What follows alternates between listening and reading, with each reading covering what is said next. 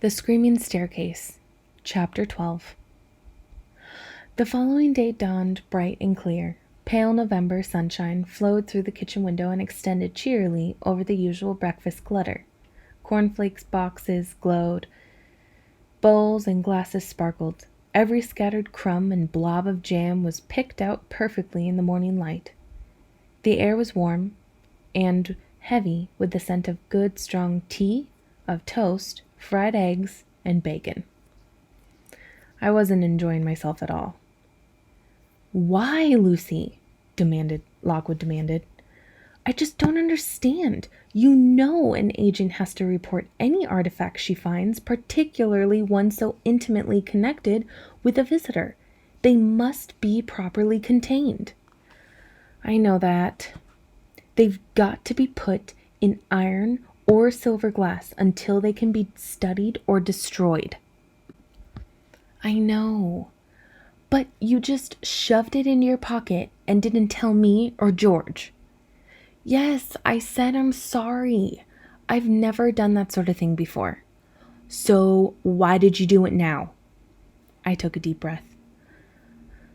My head was lowered for some minutes while my reprimand proceeded. I'd been grimly doodling on the thinking cloth. It was a picture of a girl, a thin girl, wearing an old-style summer dress. Her hair whipped around her head, and her eyes were vast and blank. I pressed the pen down hard, probably scoring the table below. "I don't know," I muttered. It all happened so fast.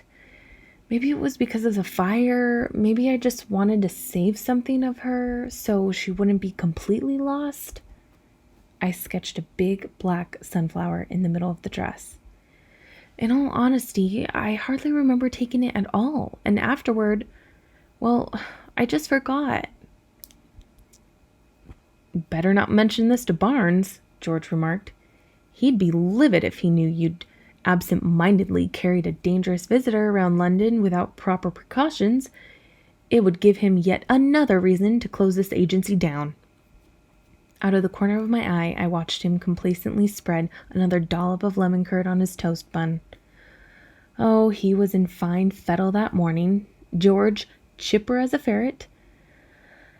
I reckoned he was enjoying my discomfort big time. "You forgot?" Lockwood said. "That's it? That's your excuse?" Defiance flared. I raised my head, brushed my hair back. "Yeah," I said. "And if you want to know why, for starters, I was probably preoccupied with being in the hospital, and after that, too busy worrying about you." "But actually, if you think about it, I didn't have any reason to believe it was dangerous, did I? Because we'd just sealed the source." "No," Lockwood jabbed a finger at his good hand in the tablecloth. "That's just it. We thought we had, but we hadn't. We hadn't sealed the source, Lucy, because obviously the source is there." He indicated the small silver glass box which sat quietly between the butter and the teapot. It glittered in the sunshine. Inside, the golden necklace could just be seen. "But how can it be the source?" I cried. "It should have been her bones." He shook his head pityingly. "It only seemed that way because her ghost vanished the moment you covered her body with the silver net. But obviously you covered the necklace too, in the self-same action, which was more than enough to seal it up. Then, when you stole the necklace," I glared at him, "I didn't steal it. You put it straight into your coat pocket, which was stuffed full of iron fillings and packets of salt and other agency bits and pieces that were more than enough to keep the visitor constrained for the remainder of the night. The following day, though, you slung your coat down on your chair, and the necklace fell out. Then it lay hidden in a pile of clothes under darkness when the ghost was able to return."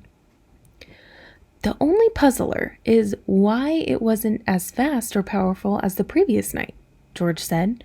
"From what you say, it was almost sluggish when you first escaped from the room." "Most likely, some of the iron and salt fell out of your coat with the necklace," Lockwood said. They'd have been enough to keep the ghost weak and prevent it from sustaining its presence very long. That's probably why it couldn't follow you downstairs and wasn't able to rematerialize swiftly when we came back up. Luckily for us, George said. He shivered with a consoling bite of toasted bun. I held up my hands to silence them. Yes, I understand all that, but that's not what I'm saying. What I mean is, the source is whatever the visitor is most attracted to, isn't it? It's what it holds most dear. So surely it really ought to have been her bones. I reached out, picked up the glass case by its cord, and turned it in my fingers so that the pendant and spool of chain inside slid softly to and fro. But instead, it turns out to be this. This necklace is more significant to the spirit of Annabel Ward than her own bodily remains. Isn't that a little odd? No, different from the motorbike rider we had one time, George pointed out. True, but I hope you're not trying to change the subject, Lucy, Lockwood said in a cold voice. I'm in the middle of telling you off here. I set the case down. I know. I'm not finished either. Not by a long shot. I have a whole heap more to say. There was a protracted pause. Lockwood's gaze sternly on me, then out of the window. Finally, he gave an exasperated cry. Unfortunately, I've lost my train of thought. The point is, don't do that again. I'm disappointed in you. When you joined the company, I told you I wasn't bothered if you kept stuff hidden about your past. That's still true, but keeping secrets about things that happen now is different. We're a team, and we've got to work that way. I nodded. I stared at the tablecloth. My face felt cold and hot at the same time. You can forget wondering about this necklace, too, Lockwood said. I'm taking it to the Fitz furnaces in Clerkenwell today to get it incarcerated. Goodbye, source. Goodbye, Annabel Ward. Good riddance to the whole affair. He scowled petulantly into his mug. And now my tea's gone cold. The events of the night certainly hadn't helped matters, but Lockwood's mood was poor for other reasons too. His ghost-touched hand was troubling him. Barnes's bad tidings weighed heavily on his mind. Worst of all, the public fallout from our Sheen Road disaster had begun. To his horror, the fire had made the Times that morning. In the problem pages, where prominent hauntings were covered daily, an article entitled Independent Agencies, More Control Needed, described how an investigation carried out by Lockwood and Company, an independent outfit run by juveniles, had resulted in a dangerous, destructive blaze. It was clearly implied that Lockwood had lost control. At the end of the piece, a spokeswoman for the giant Fitz agency was quoted. She recommended adult supervision for nearly all psychic investigations.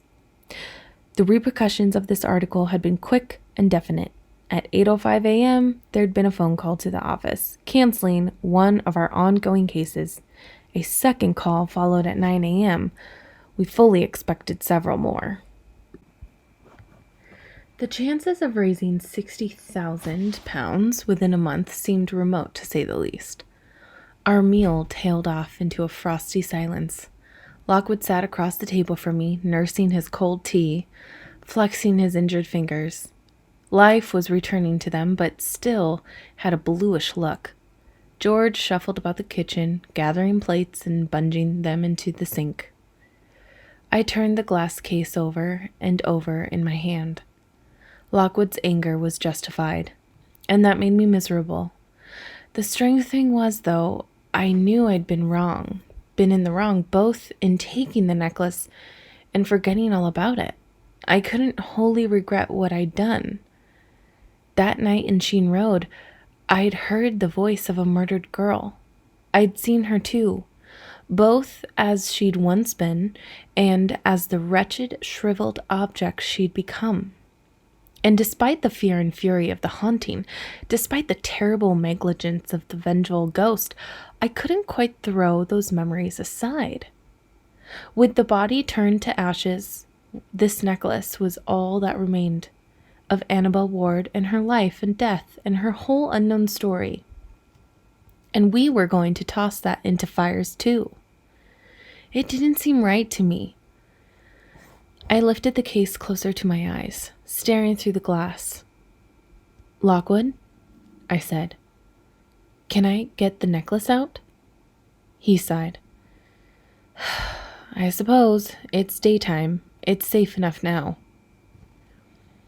It was certainly true that Annabel Ward's ghost was not going to spring forth from the pendant during the day, but it was linked to her, whether she was somehow contained within it or simply using it as a conduit from the other side. So I couldn't help feeling a frisson of anxiety as I flicked aside the slender iron bolt and eased the silver glass open. There it was, looking scarcely more sinister than the jam spoons and butter knives that glittered the sunlit table, a delicate piece of jewelry on a delicate golden chain. I took it out of the case, flinching a little as its chill touched on my skin, and studied it properly for the first time. The chain was formed of twisted loops of gold, mostly clean and bright, except in a couple of spots where something black had clogged between the links. The pendant itself was roughly oval, about the dimensions of a walnut. Thanks to George's galumphing boot, it had slightly squashed look. At one time, the exterior must have been lovely. It had been lined with dozens of flakes of mother of pearl, pinkish white and glittering, and neatly embedded in the mesh of gold. But many of the pieces had fallen out, and, as with the chain, the surface was tarnished in places with ominous black flecks. Worst of all, and again thanks probably to George, the entire oval had been ruptured down one side. I could see a clear split along a seam. More interesting than all that, however, was a slightly raised heart-shaped symbol halfway down the pendant at the front. Here, a faint and spidery pattern marked the gold. "Oh," I said, "there's an inscription on it." I held it up so it caught the light and ran my finger over the letters. As I did so, I caught a sudden sound of voices, a man and a woman talking. Then the woman's laughter, high and shrill. I blinked. The sensation faded. I gazed at the object in my hand. My curiosity had infected the others. Despite himself, Lockwood had gotten up and moved around the table. George had stopped doing the dishes and, flourishing a dish towel, was peering over my shoulder from the other side. 4 words. We gazed at them in silence for a time. Tormentum meum latitia me. It didn't make much sense to me. "Tormentum," George said at last. "That sounds cheerful." "Latin," Lockwood said. "Haven't we got a Latin dictionary somewhere?" "It's from the man who gave her the necklace," I said. "The one she loved." The echo of the 2 voices still resounded in my mind. "How do you know it's a bloke?" George put in. "It could have been a female friend. Could have been her mum." "No way," I said. "Look at the symbol. Besides, you wear these things so you can have your loved one's message next to your heart." "Like you know anything about that," George said. "Like you do either." "Let's have a look at it," Lockwood said. He perched on the chair next to mine and took the necklace from my hand. He held it close, brow furrowing.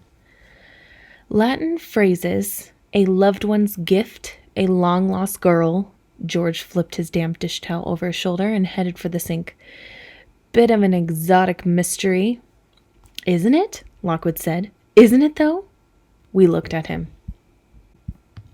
His eyes were shining. He'd sat up suddenly. The gloom that had enveloped him all morning had suddenly dispersed, like white clouds on the wind. "George," he went on, "do you remember that famous case that Tendies had a year or two back? The one with the two entangled skeletons?" "The Wailing Tree affair? Of course. They got an award for it." "Yes, and masses of publicity. And the reason for that was they figured out who the visitors were, didn't they? They found a diamond tie pin on one of the skeletons and traced it back to the jeweler who made it. And that told them that the owner was young Lord Ardley," I said, "who'd gone missing back in the 19th century. Everyone thought he'd run off overseas, but there he was, buried in the family garden where his younger brother must have put him in order to inherit the estate." There was a pause. I looked at them. "Why so surprised? I read the issues of True Hauntings too." "Fair enough," Lockwood said.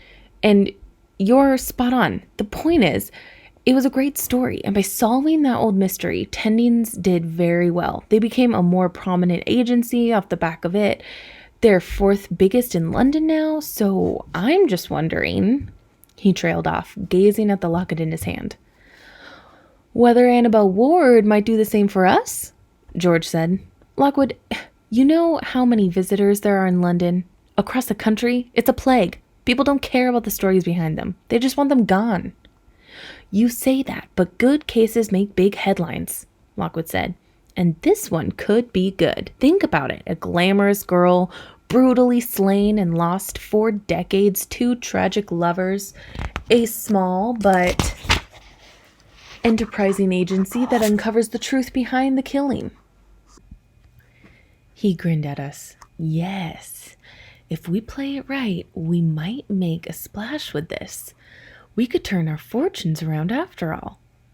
But we'll need to get moving. George, that Latin dictionary is on the 2nd floor landing, I think.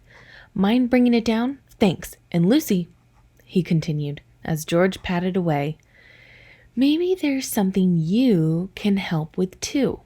I gazed at him.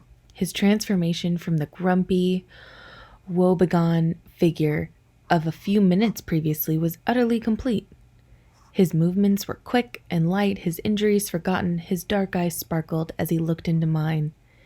In that instant, it was as if nothing in the world fascinated him as much as me. "Tell me something," he said.